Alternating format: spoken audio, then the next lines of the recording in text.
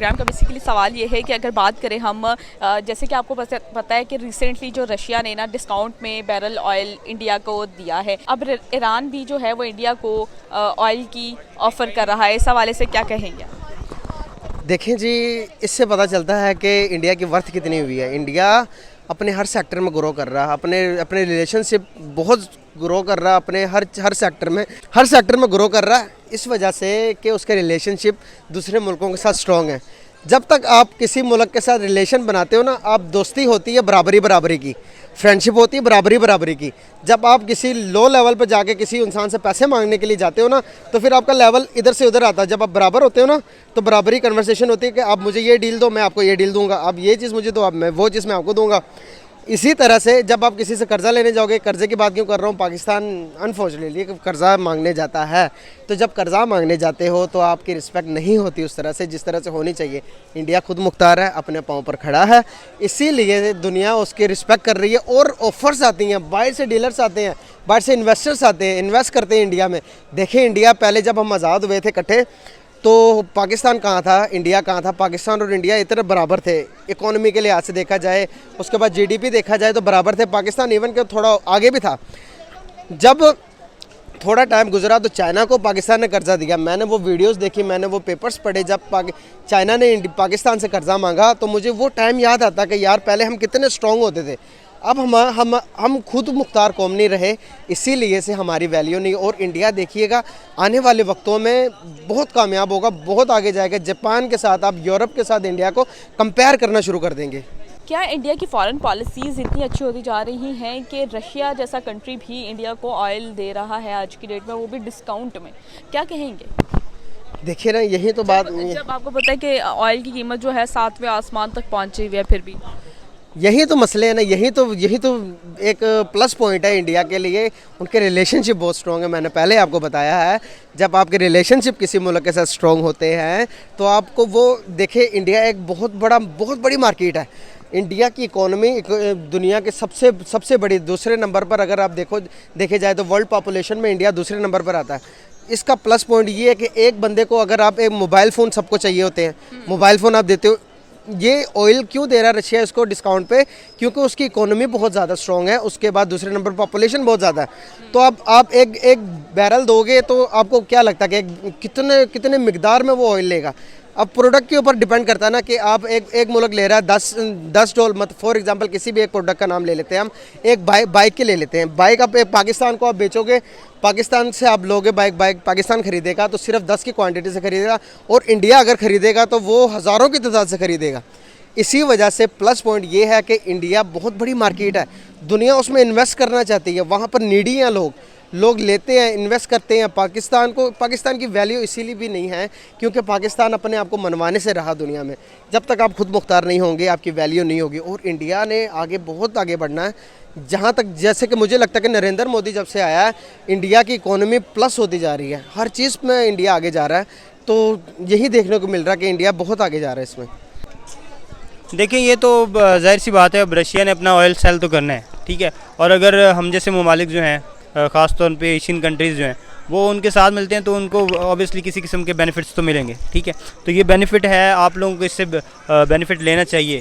इस पे आपने शायद पता हो या नहीं, आपको इस डिप्लोमेसी पे इमरान खान साहब ने तारीफ़ भी की है इंडिया की, ठीक है। तो उसके पीछे वजह यही है कि आप अगर किसी एक मुल्क को लेके, उनकी स्ट्रेटजी को लेके खुद को चलेंगे तो फिर आपकी पर्सनल विल और जो पर्सनल डिप्लोमेसी है वो कहाँ पे जाएगी, ठीक है। तो इंडिया ने अच्छा कदम उठाया है, ठीक है। मेरा ख्याल है पाकिस्तान को भी ऐसा करना चाहिए, क्योंकि सबसे जो प्रायोरिटी होती है ना, जैसे प्यूटन कहता था ना कि अगर रशिया ही नहीं रहेगा तो फिर क्या नाम है, दुनिया का हमें क्या फ़ायदा। तो इसी तरह से अगर हम अपनी प्रायोरिटीज़ को आगे नहीं ना करेंगे, अगर पाकिस्तान को सस्ते में मिल रहा है रशिया से या इंडिया को सस्ते में मिल रहा है रशिया से, तो ऑब्वियसली हमें उस मार्केट की तरफ जाना चाहिए, क्योंकि हमें तो अपनी आवाम से लेना है, ठीक है। हमने अपनी आवाम के जो है मसाइल और उनके वसाइल को देखना है। हमें तो किसी दूसरे से कोई लेन देन नहीं है। तो इंडिया ने अच्छा कदम उठाया और मेरा ख्याल है कि पाकिस्तान को भी इस तरफ जाना चाहिए। वही हम पाकिस्तान की बात करें तो पाकिस्तान इस पूरे सिनेरियो में कहाँ पर स्टैंड कर रहा है, क्या कहोगे? वही मैंने आपको बताया कि पाकिस्तान दूर दूर तक कहीं भी नहीं नज़र आ रहा अनफॉर्चुनेटली। पाकिस्तान को स्ट्रॉन्ग होने के लिए सबसे पहले अपने अंदरूनी मामलात को सेट करना पड़ेगा। अपने एक्सपोर्ट इंपोर्ट के ऊपर बहुत ज़्यादा फोकस करने की ज़रूरत है। जब तक आप अपने खुद प्रोडक्ट बनाकर खुद इस्तेमाल नहीं करेंगे, आपकी वैल्यू नहीं होगी। आप बाहर से मंगवाते जाएंगे तो आपके डॉलर बाहर जाएंगे। जब आप खुद इन्वेंशन करेंगे, चीज़ें खुद प्रोवाइड खुद बनाएंगे, प्रोडक्ट अपनी खुद बना के खुद इस्तेमाल करेंगे, तो आपके पैसे उधर ही रहेंगे। मुल्क में जब आपकी अपनी चीज़ सेल होगी, आपकी जीडीपी, आपकी इकोनॉमी सब ग्रोथ करेगी और आप दुनिया आपके पास आएगी इन्वेस्ट करने के लिए कि पाकिस्तान एक स्ट्रॉन्ग मुल्क बन रहा है। तो आप अब इतना प्रोडक्ट खुद बना रहे हो, तो आप हमारी भी प्रोडक्ट मैं आपके साथ इन्वेस्टमेंट करना चाहता हूँ। दुनिया इन्वेस्टमेंट उस तब करती है जब उसको नज़र आता है कि यार मुझे यहाँ पर कोई फ़ायदा नज़र आ रहा है। हमारे फ़ायदा क्यों नहीं हो पा रहा? हमारे मुल्क के अंदर जो से लीडर्स हैं, ये जो से सियासी पार्टीज़ हैं, ये इनका ही इक्का नहीं। अब जो इमरान खान साहब हैं, ये अच्छा काम कर रहे हैं तो दूसरों से देखा नहीं जा रहा। सब अपनी अपनी जेब गर्म करने के पीछे लगे हुए हैं। सब सोचते हैं कि मेरा इससे कैसे फ़ायदा होगा, मैं इससे कैसे बेनिफिट उठा लूँ। कोई भी इंसान, अब गंजो को ले लें, नवाज शरीफ को ले लें, जब वो आया तो शुगर मिल्स, बाहर के मुल्कों में फ्लैट्स कहाँ से आई? सिर्फ हम गरीबों की आवाम के टैक्स, एक माचिस की डिब्बी खरीदते हैं उसके ऊपर भी हम 3 रुपये टैक्स देते हैं। तो आप सोचो कि हम कहाँ स्टैंड कर रहे हैं। जब तक आप मुल्क को, दूसरे अवाम को फैसिलिटीज़ नहीं देंगे, उनकी ज़िंदगी आसान नहीं करेंगे, आपकी ज़िंदगी इसी तरह ही रहेगी। जब तक आप आसानियाँ नहीं पैदा करेंगे, आप सोचना भी बंद कर दें कि आपकी ज़िंदगी में आसानियाँ आएंगी। क्या इंडिया की फॉरेन पॉलिसीज़ इतनी अच्छी हो गई हैं कि रशिया और ईरान जैसे कंट्रीज़ ऑयल बहुत डिस्काउंट में क्या इंडिया की फॉरेन पॉलिसी इतनी अच्छी होती जा रही है कि रशिया और ईरान जैसे कंट्रीज़ ऑयल जो है वो डिस्काउंट में दे रहे हैं इंडिया को? जब आपको पता है कि ऑयल की कीमतें आसमानों को छू रही हैं, ठीक है, और उसके बावजूद क्या इंडिया की फॉरेन पॉलिसीज़ इतनी अच्छी होती जा रही है कि रशिया जैसी कंट्री और ईरान जो है उन्हें ऑयल जो है डिस्काउंट में दे रहा है, जब ऑयल की कीमत ही आसमानों को पहुंच रही है? नहीं, इसमें मेन चीज़ ये है ना कि ये कुछ ऑयल पे ना कुछ लोगों की जो है वो हेजमनी है कुछ ममालिक की, ठीक है। ईरान पे सैंक्शंस हैं, रशिया पे सैंक्शंस हैं। तो सैंक्शन ज़्यादा ममालिक से अगर आप ऑयल लेते हैं तो आप एक रिस्क तो लेते हैं, ठीक है, रिस्क तो है वो। लेकिन ये है कि आप अगर अपनी आवाम को देखते हैं, अगर आप अपनी रिलीफ पैकेजेस वगैरह को देखते हैं, तो ये एक अच्छा अमल है। और ये है कि जो खारजा पॉलिसी की बात है, तो ये वही रिस्क है जो इमरान खान साहब ने लिया, ठीक है। यूक्रेन वॉर चल रही थी और इमरान साहब जो है वो रशिया गए, तो ये वही रिस्क है जो इंडिया ले रहा है। तो ये रिस्क लेना चाहिए, मेरे ख्याल में ये एक बेहतर जगह जहाँ पे रिस्क लेना चाहिए, क्योंकि आपको किसी भी तरह से ऐसे नहीं लगना चाहिए कि आप बिल्कुल एक साइड पे आप टिल्ट हैं, ठीक है। अगर आप अमेरिकन जो हेजमनी है उससे ही ऑयल इंपोर्ट करेंगे तो आपको फिर ये महंगाई का सामना करना पड़ेगा। तो उसका अल्टरनेट यही बनता था कि आप दूसरे ममालिक जो सैंक्शन ज़्यादा हैं, जो आपको सस्ते में पेट्रोल दे सकते हैं, डीजल दे सकते हैं, जिससे आपकी जो है वो मईशत का पहिया चलता रहे। तो ऑब्वियसली इंडिया ने ये बहुत अच्छा किया है कि ये एक बहुत अच्छी ऑप्शन थी उनके पास कि रशिया और ईरान को जो है वो चूज़ करें, तो उन्होंने बहुत अच्छा किया है। मेरे ख्याल में यही एक अच्छी डिप्लोमेसी है और ऐसे ही करना चाहिए लोगों को, क्योंकि अगर कुछ ममालिक जो हैं वो आपको सिर्फ डू मोर की ही बात करें हर वक्त, तो आपको चाहिए कि आप उसके अल्टरनेट ऑप्शंस की तरफ जाएं।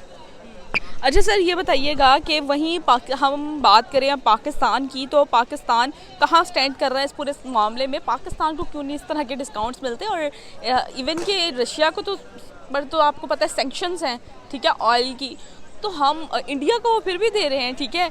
और पाकिस्तान इस सारे मामले में कहाँ पर स्टैंड कर रहा है? ऑयल के मामले में पाकिस्तान को भी तो डिस्काउंट मिलना चाहिए ना भाई। पाकिस्तान कहाँ पर स्टैंड कर रहा है, क्या कहें? हमारा सबसे बड़ा मसला हमारी पॉलिटिकल इंस्टेबिलिटी है, ठीक है। हमारे मैं बार बार कहता हूँ, हमारे किसी वज़ीर आज़म ने अभी तक 5 साल पूरे नहीं किए हमारी 70 साल हिस्ट्री में, ठीक है।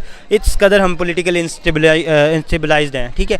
तो जब तक हम पॉलिटिकल स्टेबलाइज नहीं होंगे, हम अपने फ़ैसले नहीं ले सकते, ठीक है। अगर हम ये मतलब अब इमरान खान साहब अगर चाह रहे हैं कि वो थोड़ा सा टिल्ट हों ब्लॉक की तरफ या कहीं सेंट्रलाइज्ड ही हो जाएं आके, कि अपने फ़ैसले अपनी मर्ज़ी से करना शुरू हो जाएं, तो हमारी अपोजिशन का रोने आपको नज़र आ रहे हैं, ठीक है। तो मसला ये आ रहा है कि वहाँ पे ये मसला उस कदर नहीं है इंडिया में, ठीक है। इंडिया में जो वो रोल है ना, वो आप अपनी मर्ज़ी से जिस मर्ज़ी ब्लॉक में, जिस सेंटर में खड़े हो सकते हैं, अमेरिकन साइड में जा सकते हैं, उधर जा सकते हैं। बीजेपी जो है वो अपनी मर्ज़ी से फैसले कर सकती है। हमारे यहाँ मसला ये है कि हमारी कुछ पार्टीज़ जो है ना वो इंटरनेशनली स्पॉन्सर्ड होती हैं, आपको पता है, ठीक है। तो वो इंटरनेशनली जो वाशिंगटन डीसी से प्रोड्यूस हुए होते हैं ना लीडर, तो वो फिर उनकी साइड तो लेंगे, ठीक है। अमेरिकन जो ब्लॉक है उसकी तरफ जाने की कोशिश तो वो करेंगे।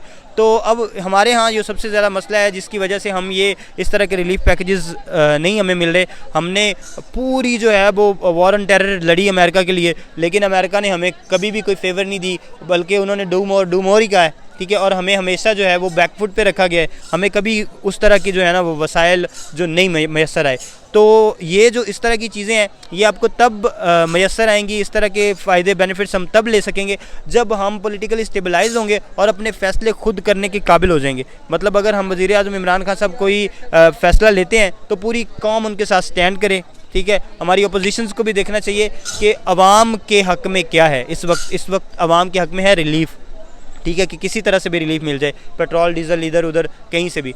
तो वो अगर रशिया और ईरान देता है तो वो बहुत अच्छी ऑप्शन है, उधर जाना चाहिए पाकिस्तान को जैसे भी करके जाए।